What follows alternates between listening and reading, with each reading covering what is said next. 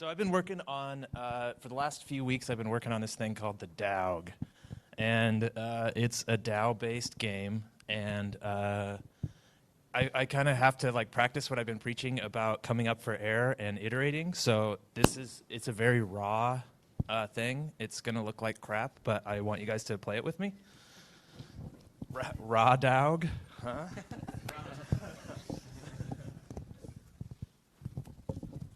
So what you'll do is you can scan this. If you have an iPhone, you can just scan the QR code with your camera. If you have an Android, you'll go to DAOG.io and scan that, and you should have $5 of DAOG shitcoin. Ron, how are you? Dog shit, DAOG shit, yeah. Notice the account. Mind the accounts. It starts with DAO6. So you'll notice that everybody has a DAOG address. Okay, I have no idea if this is gonna work. It may totally bomb, but you'll get the idea of like how it works. So basically, I'm gonna scan in one of these cards also, and you could do the same thing on your mobile phone. Oh no MetaMask. That's a bad kitty. So the DAOG is this open-ended browser-based game that uses you start with it's like the card game where you get to pick the rules along the way. So you start with a few rules, mechanics, whatever you want to call it, and then we use a Moloch DAO along the way to vote in new mechanics. And so everyone buys in, and then you try to get to some victory condition. So let me go create a game here. I probably should have done this ahead of time. So there's like different game contracts that set it up. This is gonna be state of scale. I'm gonna have everyone buy in with $1. So starting game mechanics. So I'm gonna, knowing that it's the greenfield map, I'm gonna use this smiley face as population. It'll be kind of like a resource management game. And we'll just try to get, the winner just needs to get 10 population, and you win. And so you'll be able to, so there's these different mechanics. There's a buildable or a growable or a movable, like all these different kind of like game primitives. So, and anybody can come along here and deploy a buildable item. So this buildable item is basically built on a blank space. It has 9 influence, which gives you like the vision. We'll just have to play it to really understand it. There's a lot of weird stuff. But basically, you see it's going to cost you like 1 population emoji to build this tent, and then this tent is going to generate 3 every 6 blocks. So you kind of can start generating population, and that's what we'll do to win. So let's see. I think that's basically it. Let's just go with that for now, like a really basic, and let's actually just turn this to like 6. It won't take long. So it's going to deploy a Moloch DAO contract, then it's going to deploy the DAOG, then it's going to ritualistically sacrifice, and then we should be in the game. Or no, we should be in the lobby. You guys should all see like a button show up. So on yours, you should see SOS. Yeah, so if you click into that, and approve some bad UX. You've got to approve and then join. Probably should just be one. And this is kind of the structure of the buttons where this is what it's going to cost and this is what you're going to get. You're going to start with 4 population. So go ahead and join in the game. And the way the lobby works is you join in the lobby and you say that you're ready, and then once at least 50% of the people have said they're ready, then we can start the game. Oh shit, look at that. Yeah, damn, I don't know if this is gonna work. Whoa, this is neat. Thank you for doing this with me. This is fun. I just got goosebumps. All right, the game just started. So there's the map. We can see everybody's location there. You've got basically the rules up here, and if you click those, it'll show you what they mean. Here's your balance. Here's the victory condition we're going after. There's $17 in the pot, which is a shitload. Imagine thousands of people playing this with $10 buy-ins. It could get pretty crazy. So what you're going to want to do is click that little first call to action. You're going to spend 1 population to build a tent.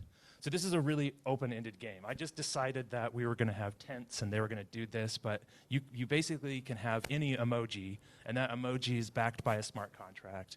So you can build anything. Like we could make a bank emoji and have it set up so you put in some tokens and earn interest, or a market emoji, or I think what we could do next is do a poop emoji. And so the second mechanic is discovery. So once you have laid down your tent, you can spend 1 population to discover. And you can see that enough blocks have been mined now that I'm able to go collect some populations. So you'll see this go up.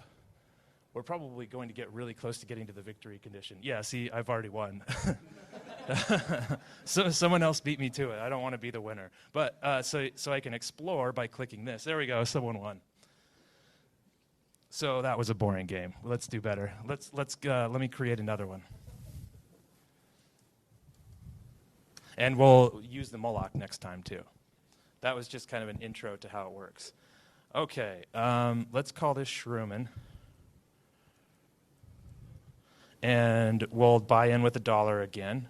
And we'll have our same mechanics that we had last time just because we're familiar with them, but technically they could be anything.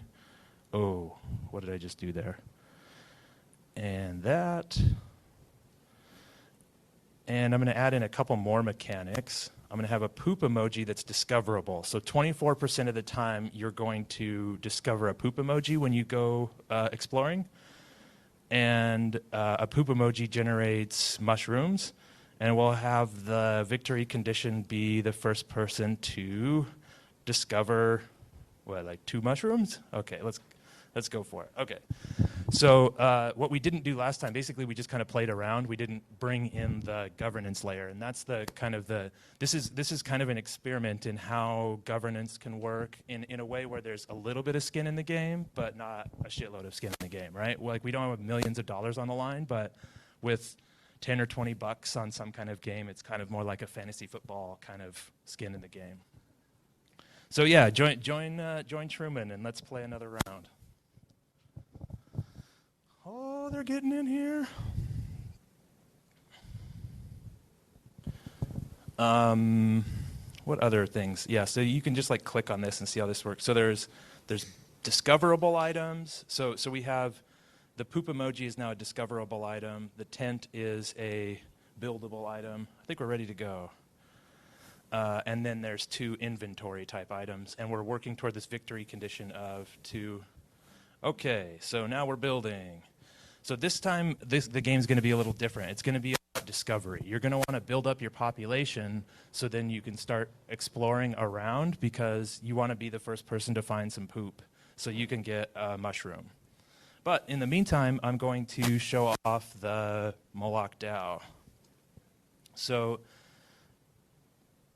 these mechanics are basically all dynamic, right? Like they come in as you want. So let's go ahead and put a proposal in to add, I don't even know. Let me deploy a custom one here. So, all right, caterpillars. Yeah, you can discover them. Yeah, and they're like, 25%. And if you and there are going to be no earnings. You just discover a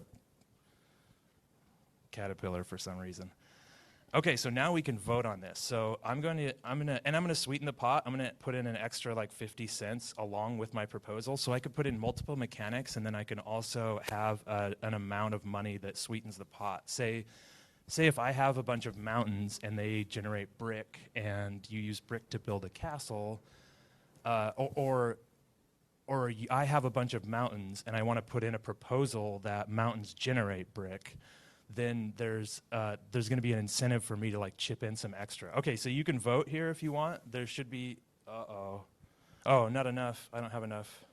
You have to use your population to vote. So it costs 2 population to create the proposal, and then 1 to vote. So yeah, if you care about caterpillars, vote now.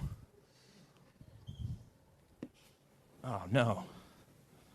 Oh, I did it. I think it ran out. I didn't get to it in time, so no one voted on it. It was running too fast. Oh, someone put in a blank proposal. What a jabroni. All right, I'm going to try that again.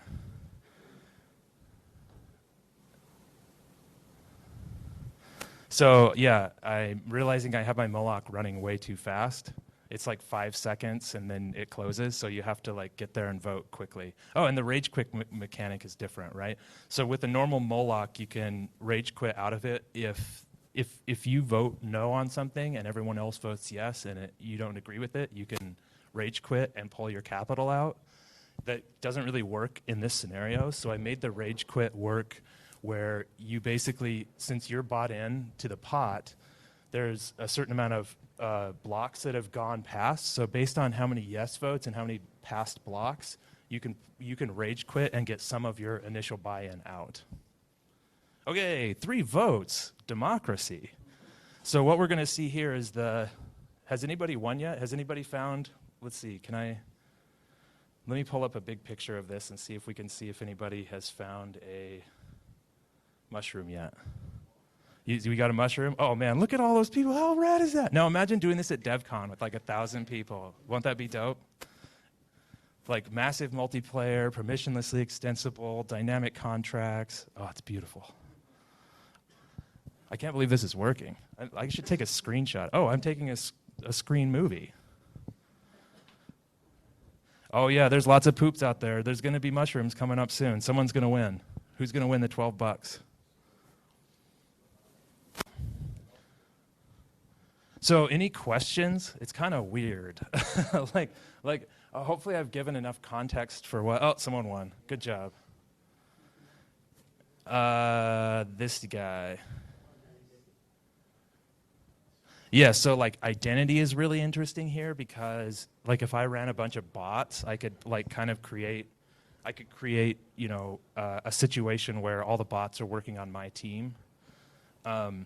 So I have like these 2 ideas for games. One is like this mass adoption type where they can get in and play the game right away. This is not that. This is for people in the space. It's kind of like I like the fantasy football analogy for some reason, but basically like people can buy in and play the game, but I'm expecting you to kind of be crypto initiated before you see this game, but I guess you wouldn't necessarily need to be. So what cool stuff can I talk about here? So totally different environments. Right now we're playing with that green field where the utility emoji is this smiley face, but I could just as easily deploy a contract where instead of being green, it's black and it's like a satellite and like the utility emoji is like a lightning bolt. So it's very, very malleable. And the whole point is to kind of play with governance, play with, you know, certain economic situations. Like if we wanted to kind of create some game theoretical cool stuff, you could just deploy some emojis that do cool stuff.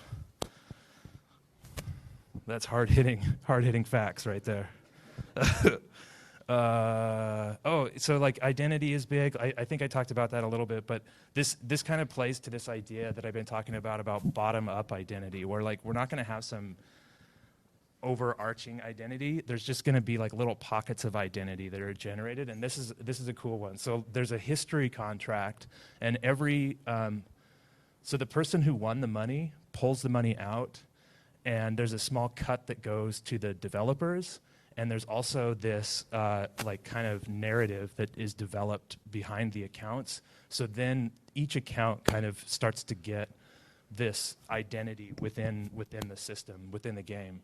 And I think that's important for bots and stuff. What else?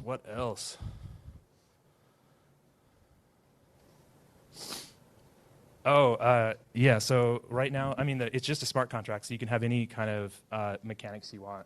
But I was thinking about if it was a space game and there were satellites, you could set them up like Mike Galeass game where you basically start the satellite moving and the satellites are like flying around. Then there could be like a collision oracle where if 2 satellites happen to be on the same square at the same time, someone could submit something and like earn a little bit of value, but it would cause those to like blow up or something like that. Because like collision detection would be technically pretty hard in that sense. Yeah, so I'm going to be around today and tomorrow, and you have lots of shit coin to play with. So if you just go to DAOGs/create, you can create your own games. So let's just play a few more games and have some beers, and I would love more feedback on this. Thank you.